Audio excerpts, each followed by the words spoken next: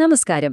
വളരെ ശക്തമായ ദീർഘകാലം നിലനിൽക്കുന്ന ഒരു വിവാഹബന്ധം വെറുതെ സംഭവിക്കുന്ന ഒന്നാണോ? അല്ല, അല്ലേ? ഇന്നത്തെ ഈ വിശദീകരണത്തിൽ നമ്മുടെ ബന്ധങ്ങളെ തകർക്കാൻ സാധ്യതയുള്ള നാം നിർബന്ധമായും അടച്ചുപൂട്ടേണ്ട 9 വാതിലുകളെക്കുറിച്ചുള്ള വളരെ രസകരമായൊരു പഠനത്തിലേക്കാണ് നമ്മൾ പോകുന്നത്. നമ്മുടെ വീടിനെ കള്ളന്മാരിൽ നിന്ന് രക്ഷിക്കാൻ നമ്മൾ വാതിലുകൾ അടച്ചുറപ്പിക്കാറില്ലേ? അതുപോലെ തന്നെയാണ് നമ്മുടെ വിവാഹബന്ധത്തിന്റെ കാര്യവും. തുടക്കത്തിൽ തന്നെ നമ്മുടെ മനസ്സിലേക്ക് വരുന്ന ഒരു പ്രധാനപ്പെട്ട ചോദ്യമുണ്ട്. ശക്തമായൊരു വിവാഹബന്ധം വെറുമൊരു ഭാഗ്യമാണോ എന്ന് നമ്മൾ പലപ്പോഴും ചിന്തിക്കാറുണ്ട്. എന്നാൽ സ്രോതസ്സുകൾ വ്യക്തമാക്കുന്നത് അതൊരു വലിയ അടിസ്ഥാനമാണ് എന്നാണ്. ആ അടിത്തറയ്ക്ക് നമ്മുടെ ഭാഗത്തുനിന്ന് നിരന്തരമായ ബോധപൂർവമായ സംരക്ഷണം എപ്പോഴും ആവശ്യമാണ്. ശരി, നമുക്കിതിലെ ആദ്യത്തെ പ്രധാന ഭാഗത്തേക്ക് കടക്കാം. ബാഹ്യഭീഷണികൾ, അതായത് പുറത്തുനിന്നുള്ള ഭീഷണികൾ എങ്ങനെ അടച്ചുപൂട്ടാം എന്ന് നോക്കാം. ഈ കാറ്റഗറിയിൽ പ്രധാനമായും 3 വാതിലുകളാണുള്ളത്. പുറത്തു പോയി കുറ്റം പറയൽ, മറ്റുള്ളവരുമായി അമിതമായ അടുപ്പം കാണിക്കൽ, പിന്നെ താരതമ്യം ചെയ്യൽ.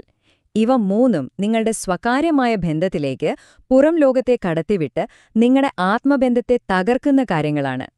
ഇത് എങ്ങനെയാണ് നമ്മെ ബാധിക്കുന്നതെന്ന് വിശദമായി നോക്കാം. ഇതിലാദ്യത്തെ വാതില് നമ്മൾ പലരും അറിയാതെ ചെയ്തു പോകുന്ന ഒന്നാണ്. സ്വന്തം പങ്കാളിയോടുള്ള ദേഷ്യവും നിരാശയും സുഹൃത്തുക്കളോടോ പുറത്തുള്ള മറ്റുള്ളവരോടോ പോയി പറയുന്നത്.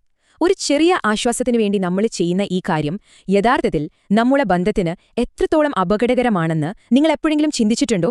ഇതൊരു ഭയപ്പെടുത്തുന്ന സത്യമാണ്. കാരണം നിങ്ങൾ എന്താണോ പുറത്ത് കാണിക്കുന്നത് അത് ദുർബലമാകുന്നു.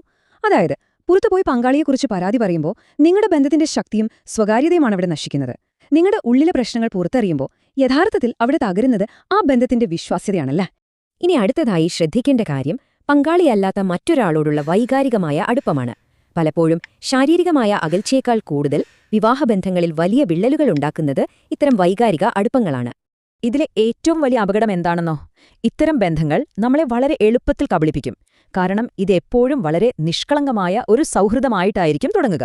നിരുപദ്രവകരമെന്ന് നമ്മൾ കരുതുന്ന ഒരു സാധാരണ സൗഹൃദം വളരെ പെട്ടെന്ന് നിങ്ങളുടെ ദാമ്പത്യത്തിന് വലിയൊരു ഭീഷണിയായി മാറാം. ഇനി ഇന്നത്തെ കാലത്തെ ഏറ്റവും വലിയ ഭീഷണിയെക്കുറിച്ച് പറയാം. താരതമ്യം ചെയ്യൽ. സോഷ്യൽ മീഡിയയിൽ ആളുകൾ കാണിക്കുന്ന ആ തിളക്കമുള്ള, എപ്പോഴും സന്തോഷം മാത്രം നിറഞ്ഞ ഹൈലൈറ്റ് റീലും നമ്മുടെ യഥാർത്ഥ ജീവിതത്തിലെ പരുക്കൻ യാഥാർത്ഥ്യങ്ങളും തമ്മിൽ വളരെ വലിയ വ്യത്യാസമുണ്ട്. അത് കണ്ട് ഒരിക്കലും നിങ്ങളുടെ ബന്ധത്തെ മറ്റുള്ളവരുമായി താരതമ്യം ചെയ്യാൻ നിൽക്കരുത്. അപ്പോൾ പുറത്തുനിന്നുള്ള ഭീഷണികൾ നമ്മൾ കണ്ടു. ഇനി നമുക്ക് അടുത്ത ഭാഗത്തേക്ക് പോകാം. നമ്മുടെ ഉള്ളിൽ തന്നെയുള്ള ആശയവിനിമയത്തിലെ വിള്ളലുകൾ എങ്ങനെ പരിഹരിക്കാമെന്ന് നോക്കാം. സത്യത്തില് പുറത്തുനിന്നുള്ളതിനേക്കാൾ വലിയ ശത്രു ചിലപ്പോൾ നമ്മുടെ ഉള്ളിൽ തന്നെ ആയിരിക്കും. പരിഹരിക്കപ്പെടാത്ത പ്രശ്നങ്ങൾ, അമിതമായ ഈഗോ അഥവാ അഹങ്കാരം, പിന്നെ സംസാരത്തിലുള്ള ബഹുമാനമില്ലായ്മ. ഈ 3 കാര്യങ്ങൾ ഒരു വിവാഹബന്ധത്തെ നിശ്ശബ്ദമായി കൊല്ലുന്ന ഘാതകരാണ് എന്ന് തന്നെ പറയാം. ഉദാഹരണത്തിന്, തർക്കങ്ങൾ പരിഹരിക്കാതെ അതുപോലെ വിട്ടേച്ചു പോകുന്നതിലെ വലിയ അപകടമൊന്ന് ചിന്തിച്ചു നോക്കൂ. ഒരു പ്രശ്നമുണ്ടാകുമ്പോൾ അത് സംസാരിച്ച് തീർക്കാതെ ഉപേക്ഷിച്ച് മാറി നടക്കുന്നത് ഒന്നിനും ഒരു പരിഹാരമല്ല. അതെപ്പോഴെങ്കിലും കൂടുതൽ ശക്തിയോടെ തിരികെ വരും, ഉറപ്പാണ്. ഇതിലെ വളരെ ആഴത്തിലുള്ള ഒരു മനഃശാസ്ത്രപരമായ സത്യം ഞാൻ പറയട്ടെ. മൗനം ഒന്നിനും പരിഹാരമല്ല. അത് പ്രശ്നങ്ങളെ ശേഖരിച്ചു വയ്ക്കുക മാത്രമേ ചെയ്യുന്നുള്ളൂ. ഇതിങ്ങനെ ഉള്ളിൽ കിടന്ന് ഒരു വലിയ അഗ്നിപർവ്വതമായി മാറാനും പിന്നീട് വലിയൊരു പൊട്ടിത്തെറിക്ക് കാരണമാകാനും മാത്രമേ ഈ മൗനം ഉപകരിക്കൂ. അടുത്ത വലിയ തടസ്സമെന്താണെന്നറിയാമോ? അതാണ് നമ്മുടെ ഈഗോ. ഒരു തർക്കമുണ്ടാകുമ്പോൾ വഴങ്ങിക്കൊടുക്കാനോ തെറ്റ് സമ്മതിക്കാനോ ഉള്ള നമ്മുടെ ആ കടുംപിടുത്തം ബന്ധങ്ങളെ എത്രത്തോളം നശിപ്പിക്കുന്നുവെന്ന് നമ്മൾ പലപ്പോഴും തിരിച്ചറിയാറില്ല. വളരെ ഭയപ്പെടുത്തുന്ന ഒരു യാഥാർത്ഥ്യം സ്രോതസ്സുകൾ വ്യക്തമാക്കുന്നുണ്ട്. ഞാൻ ആദ്യം മാപ്പ് പറയില്ല എന്ന ആ ഒരൊറ്റ ചിന്ത അനേകം വിവാഹബന്ധങ്ങളെ എന്നേക്കുമായി തകർത്തിട്ടുണ്ട്. ഒന്നാലോചിച്ച് നോക്കൂ, ചെറിയൊരു വാശിയുടെ പേരിൽ വിലപ്പെട്ടൊരു ബന്ധമാണ് അവിടെ ഇല്ലാതാകുന്നത്. ഇതിനോട് ചേർത്ത് വായിക്കേണ്ട മറ്റൊരു കാര്യമാണ് ബഹുമാനമില്ലാത്ത സംസാരരീതികളും. ബഹുമാനമില്ലാത്ത ഒരിടത്തും സ്നേഹത്തിന് വളരാൻ കഴിയില്ല എന്നത് നമ്മൾ എപ്പോഴും ഓർക്കേണ്ട ഒരു വാചകമാണ്.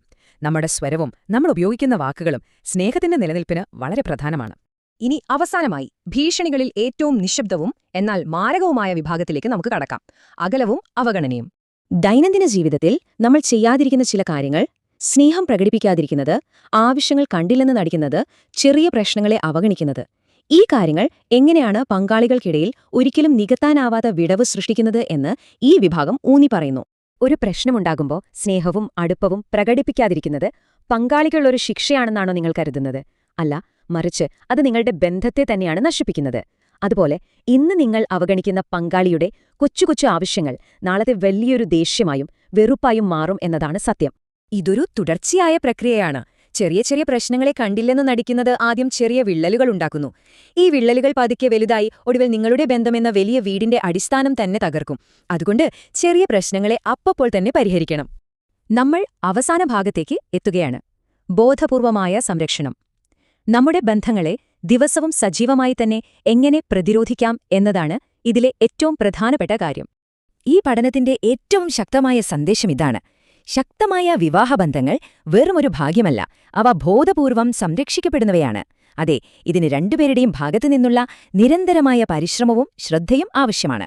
ഈ അവലോകനം അവസാനിക്കുമ്പോൾ നിങ്ങളെ ചിന്തിപ്പിക്കുന്ന ഒരു ചോദ്യം ചോദിക്കാൻ ഞാൻ ആഗ്രഹിക്കുന്നു. നിങ്ങളോട് തന്നെ ചോദിക്കുക, ഈ പറഞ്ഞ കാര്യങ്ങളിൽ ഏത് വാതിലാണ് അല്ലെങ്കിൽ ഏത് ശീലമാണ് ഒരു വിവാഹബന്ധത്തെ തകർക്കുന്നതായി നിങ്ങൾ നേരിട്ട് കണ്ടിട്ടുള്ളത്? ഒന്ന് സത്യസന്ധമായി ചിന്തിച്ചു നോക്കൂ. ഈ തിരിച്ചറിവായിരിക്കും നിങ്ങളുടെ സ്വന്തം ബന്ധങ്ങളെ സംരക്ഷിക്കാനുള്ള നിങ്ങളുടെ ആദ്യത്തെ ചുവടുവെപ്പ്. ഈ വിവരങ്ങൾ നിങ്ങൾക്ക് ഉപകാരപ്രദമായെന്ന് കരുതുന്നു. വീണ്ടും കാണാം.